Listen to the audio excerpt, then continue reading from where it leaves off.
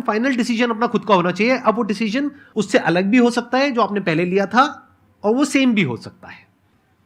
Sir मेरा question दोनों से है आपसे, how to deal procrastination and laziness. हमारा ब्रेन है ना, ये बहुत आलसी टाइप का, इसको आराम खोजना पसंद है। अब थोड़ा सा भी अब इसको आराम की ओर लेके चले गए ना तो फिर उधर ही रहेगा। आप सोचेंगे 10 मिनट आराम कर लेते हैं ना, तो 10 मिनट 2 घंटा बना देगा। उसको टॉर्चर कीजिए, चल 10 मिनट बाद में। उसको आप उस पर हावी मत, वो कह रहा है कि हमको आराम चाहिए, आपको यहाँ आराम मिलेगा, पहले काम फिर मिलेगा आराम। तो आप उसके हिसाब से मत चल। आपका मन कर रहा है थोड़ा सा देख लेते हैं, कोई नोटिफिकेशन आया, आप कोई काम कर रहे हैं, क्यों पहले काम कर लीजिए, बाद में देखिएगा ना नोटिफिकेशन।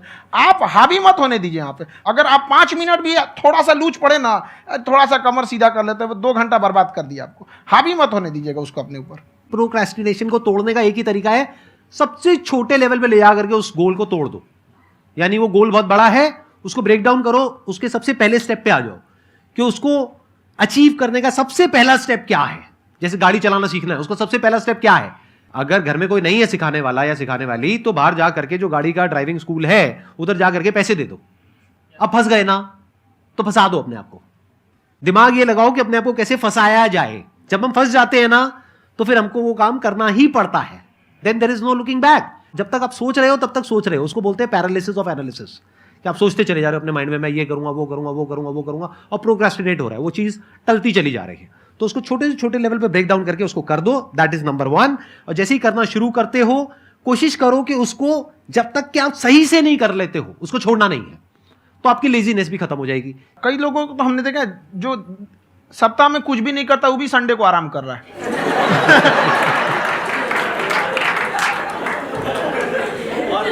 वैसे कहा भी जाता है कि अगर कोई काम आपको करवाना है ना, तो ऐसे किसी इंसान को दो जो बिजी है। हाँ। ऐसे आदमी को मत दो जो खाली है। ये परफेक्ट एग्जाम। किसी को भी आप देखिएगा जिसको आप कहते हैं कि मतलब थोड़ा ठीक ठाक आप समझते हैं कि नहीं ये बहुत आगे निकल, वो एक काम को खत्म करने के बाद कभी आराम नहीं करेगा। एक काम खत्म हुआ उसको लगेगा हाँ एक खत्म हो गया, अब दूसरा करना चाहिए। और वही जिसको देखिएगा एक खत्म हो गया, अरे आराम करना चाहिए, कभी नहीं, लाइफ में आखिरी सांस तक। सर यहाँ पे सब हिंदी में पूछते हैं, इंग्लिश में पूछते हैं, मैं भोजपुरी में पूछूं? जौन भाषा ठीक लगे तोने में पूछ दो। हाँ सर।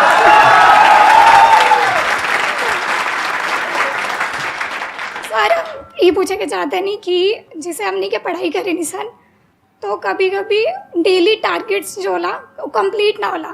अगर टारगेट्स कंप्लीट भी होला तो फिर ऐसा इरिटेशन या फिर वो एंजाइटी या फिर कि और करना है या फिर अभी नहीं हुआ, वो चीज़ हमेशा रहेला, तो वो कम कैसे करल जाए? देखिए टारगेट्स को ना हम लोग को एक अपने हिसाब से पहले फिट करना चाहिए। ऐसा नहीं कि दूसरे किसी इंसान को देख के हम टारगेट फिट कर ले। कोई लड़का 8 घंटा पढ़ रहा है, कोई पहली बार अभी पढ़ना ही चालू किया, उसको देख के 8 घंटा पढ़ेगा तो पढ़ाई छोड़ देगा। तो आप अपनी क्षमता के हिसाब से देखिए कि आप कितना पढ़ सकते हैं। अगर आपने एक घंटे को बना लिया कि हम 1 घंटा पढ़ सकते हैं, अगले 1 हफ्ते तक उसको सस्टेन रखिए। जिम में कैसे करते हैं लोग, पहले दिन उठा लीजिएगा 1 कुंटल तो हार्ट अटैक हो जाएगा। तो वो धीरे धीरे टारगेट सेट कीजिए और अपनी क्षमता को भी देखिए। हर इंसान की क्षमता अलग है। कंगारू को देख के हाथी छलांग मारेगा, पैर तोड़ के बैठ जाएगा।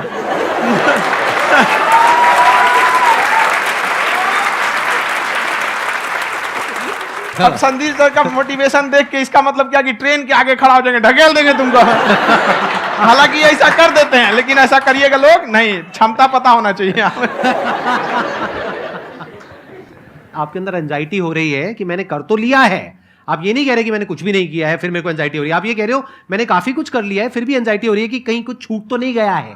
तो बेसिकली आपको ये देखना है कि अगर आपके अंदर ये एंजाइटी हो रही है, that means you are a very good student. आप एक अच्छे स्टूडेंट हो। क्यों? क्योंकि बहुत सारे स्टूडेंट्स तो ऐसे हैं उनको पढ़ने के नाम से एंजाइटी होती है। तो आपको एंजाइटी हो रही है कि मैंने पढ़ लिया, दिन में मानो 8 घंटे का आपने टारगेट सेट किया और 6 घंटे पढ़ लिया, या मान लो 8 घंटे भी पढ़ लिया, फिर भी एंजाइटी हो रही है कि मैंने 10 घंटे नहीं पढ़ा।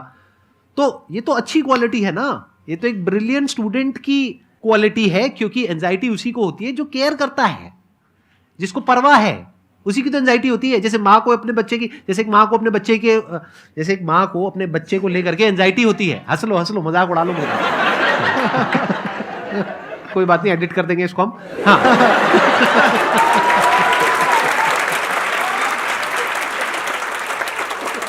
जैसे एक माँ है, उसको अपने बच्चे को लेकर के एंजाइटी होती है, थोड़ी सी भी तबीयत खराब हो जाए उसको एंजाइटी होती है, चाहे बच्चा ठीक भी है, डॉक्टर को नहीं होती है, क्यों? क्योंकि मां को उस बच्चे से प्यार है। तो दैट मीन्स कि आप अपनी पढ़ाई को लेकर के सीरियस हो, इस वजह से आपके अंदर एंजाइटी हो रही है, विच इज नॉर्मल। जहां पर प्यार मोहब्बत होती है वहां पर थोड़ी बहुत एंजाइटी तो होती ही है ना। समझ रहे हो ना मैं क्या कहना चाह रहा हूं? आप लोग समझ रहे हो ना मैं कहां जा रहा हूं? जब वो किसी और से बात करती है तो एंजाइटी होती है ना।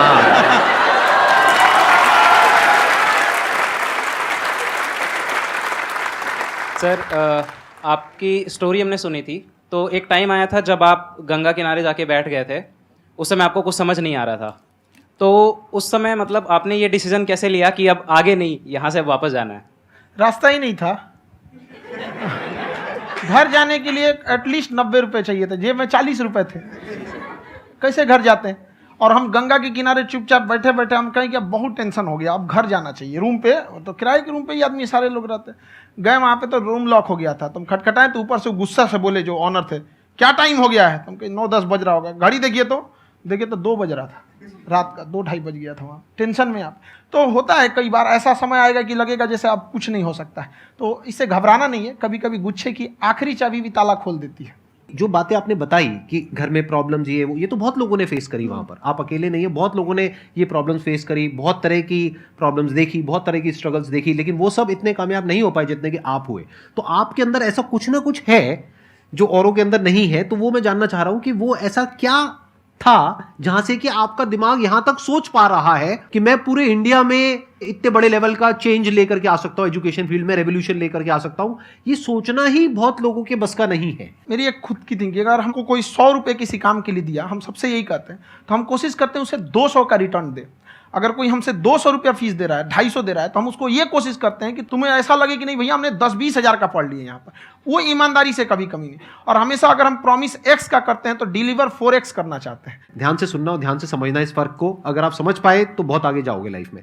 एक वो होते हैं जो ये सोचते हैं कि हमें सब कुछ मिल जाए, हमें कुछ भी करना ना पड़े। दूसरी कैटेगरी होती है लोगों की जिनको जितना मिलता है उसमें भी चोरी चकारी करते हैं या कोशिश करते हैं कि उससे कम दे सामने वाले को जितना कि हमें मिल रहा है। तीसरी कैटेगरी होती है लोगों की जो इनके जैसे लोग होते हैं। वो क्या करते हैं? वो ये सोचते हैं कि अगर मैंने किसी से 1 रुपए भी लिया, देखा जाए तो 200-250 रुपए कुछ भी नहीं होता है, 200-250 रुपए अगर मैंने लिया तो कैसे उसको 400 रुपए की वैल्यू दूं। ये जो थिंकिंग है ना, यही एक फर्क होता है एक ऐसे इंसान में जो बहुत आगे निकल जाता है और उस इंसान में जो मीडियोकर रह जाता है। आप अपने आप के ऊपर समय दीजिए, उसको डेवलप कीजिए। जब आप अपने आप के ऊपर खर्च करते हैं तो आने वाले समय में लोग गूगल पे आपको सर्च करते हैं। क्या बात है सर, ये आपने अभी बनाया है या ये कोई पुराना आपका वो है? बनते रहता है इसे, फ्लो में बन जाता है। आपके अंदर ना सर एक कवि छुपा हुआ है कहीं ना कहीं जो बाहर आना चाहता है। कभी ना कभी आपने सोचा होगा कुछ। हाँ, कभी कभी देखिए, एक चीज है, संगत का बहुत अच्छा असर पड़ता है। ये चीज को हमेशा, संगति का मतलब लोग हल्के में ले लेते हैं। संगति का मतलब होता है संग संग गति। तो अच्छे लोग के साथ रहेंगे तो संग संग अच्छी गति होती जाएगी, खराब में रहेंगे तो ये भी होता है। बट अपने आप को थोड़ा सोचना चाहिए कि हम केवल जी के मर जाएं इसके लिए नहीं आए हैं। लोग कहते हैं कि सर नाम क्यों नहीं बताते अपना। हमारी एक ही सोच है कि जाने के बाद इस दुनिया से हमको मतलब एक चीज देना चाहते हैं स्टूडेंट्स को कि वो याद करें कि इस पैसे की भाग दौड़ की दुनिया में हर कोई दोनों हाथ से लूटने में लगा है, खाली हाथ जाने के लिए ये सबको लगा है। तो हर कोई को ये सोचना चाहिए कि था कोई इंसान जो इतने कम फीस में इतनी शिक्षा जो महंगी थी, जो कमाने का रास्ता था, उसको भी एकदम कंपटीशन इतना कर दिया कि अब लोगों को अपनी फीस बढ़ाने में डर लगता है कि अरे यार, लड़का कमेंट करता है कि खान सर इतना ले रहे हैं, आप बहुत बड़ा टीचर हो गए।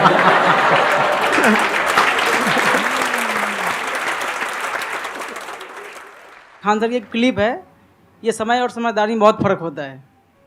अगर समय रहते समझदारी आ गई तो इंसान कामयाब हो गया, लेकिन अगर समय चला गया फिर समझदारी आई फिर तो बेकार है।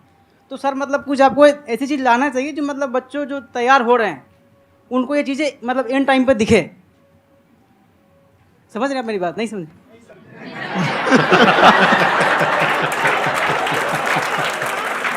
यही होता है सर का मोटिवेशन ज्यादा हो जाता है। जब आप स्ट्रगलिंग फेज में हैं तो कम से कम चीजों को अपने ऊपर खर्च कीजिए, ज्यादा से ज्यादा सीखने में खर्च कीजिए। अगर आपको राजा बनने का शौक है तो गुलाम की तरह मेहनत करना सीखिए, तब राजा बनेंगे।